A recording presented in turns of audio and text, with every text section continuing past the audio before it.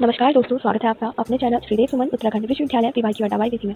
आज की वीडियो पर हम बात करने वाले हैं बीए थर्ड सेमेस्टर के पॉलिटिकल साइंस की यूनिट नंबर फर्स्ट विचार और विचारधाराएं के ऊपर। तो चलिए वीडियो को शुरू करते हैं। क्या आपने कभी सोचा है स्वतंत्रता, समानता और न्याय जैसे शब्द असल में क्या है? तो चलिए इस वीडियो के माध्यम से जानते हैं। सबसे पहले हम बात करेंगे विचार। विचार का अर्थ। राजनीतिक विचार वे मूलभूत धारणाएं या अवधारणाएं हैं जो यह समझने में मदद करती हैं कि राजनीति कैसे काम करती है या कैसे काम करनी चाहिए। ये विचार किसी एक मुद्दे पर आधारित हो सकते हैं, जैसे स्वतंत्रता, समानता, न्याय, अधिकार, सत्ता आदि। एग्जाम्पल के लिए, स्वतंत्रता का विचार बताता है कि व्यक्ति को बिना किसी अनुचित बंधन के अपनी इच्छानुसार जीवन जीने की आज़ादी होनी चाहिए। न्याय का विचार यह समझाता है कि समाज में संसाधनों का वितरण कैसे न्याय संगत होना चाहिए। अब हम देखते हैं विचार के कुछ प्रमुख विशेषता। विचार व्यक्तिगत सोच का परिणाम होता है। यह अमूर्त और सैद्धांतिक होता है। अमूर्त मीन्स तो दिखाई नहीं देता है, और सैद्धांतिक होता है जो परिवर्तनशील होता है, मतलब बदलते रहते हैं। राजनीतिक मूल्यों की नींव होती है विचार। अब हम बात करेंगे विचारधाराएं क्या होती हैं।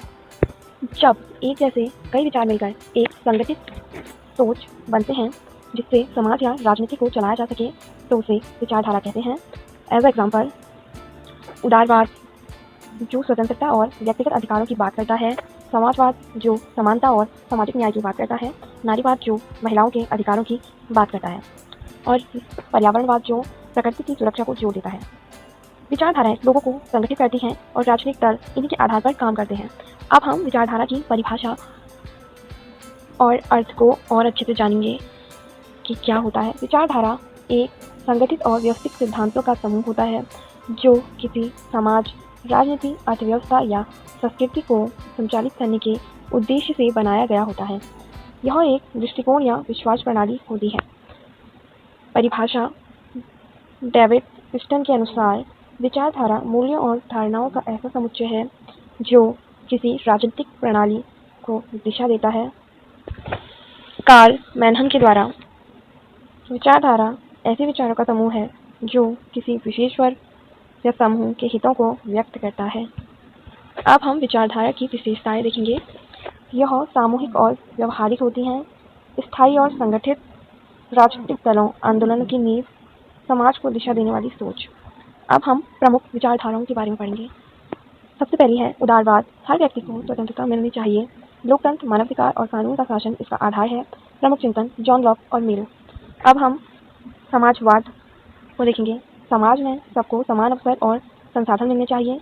अमीर और गरीब में फर्क कम किया जाए। प्रमुख चिंतक कार्ल मार्क्स और लेनिन।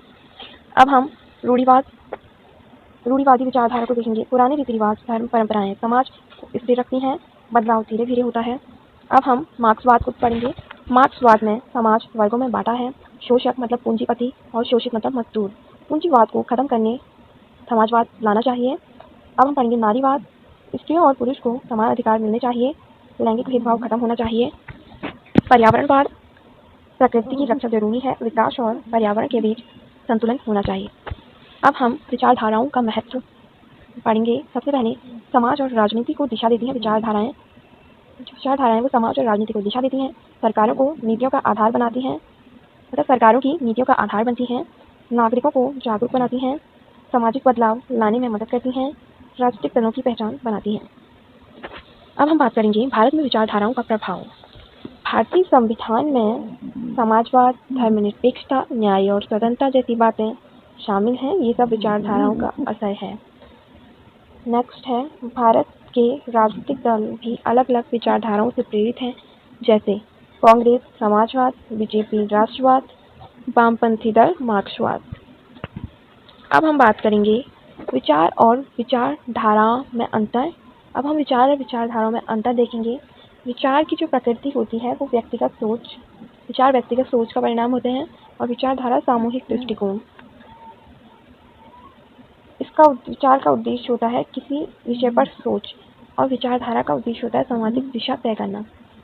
विचार का एग्जाम्पल है समानता, स्वतंत्रता, और विचारधारा का एग्जाम्पल है समाजवाद, राष्ट्रवाद। व्यवहारिकता कम और विचारधारा की व्यवहारिकता। तो दोस्तों, आज हमने जाना कि कैसे एक छोटा सा विचार एक पूरी विचारधारा बन सकता है और समाज को बदल सकता है। अगर आपको ये वीडियो पसंद आया हो तो लाइक और सब्सक्राइब ज़रूर करें ताकि अगली यूनिट भी आप तक सबसे पहले पहुंच सके। कमेंट करके बताएं कि आपको कौन सी विचारधारा सबसे अधिक पसंद है और क्यों। मिलते हैं अगली वीडियो में, तब तक पढ़ते रहिए, सीखते रहिए। Thank you for watching, bye bye.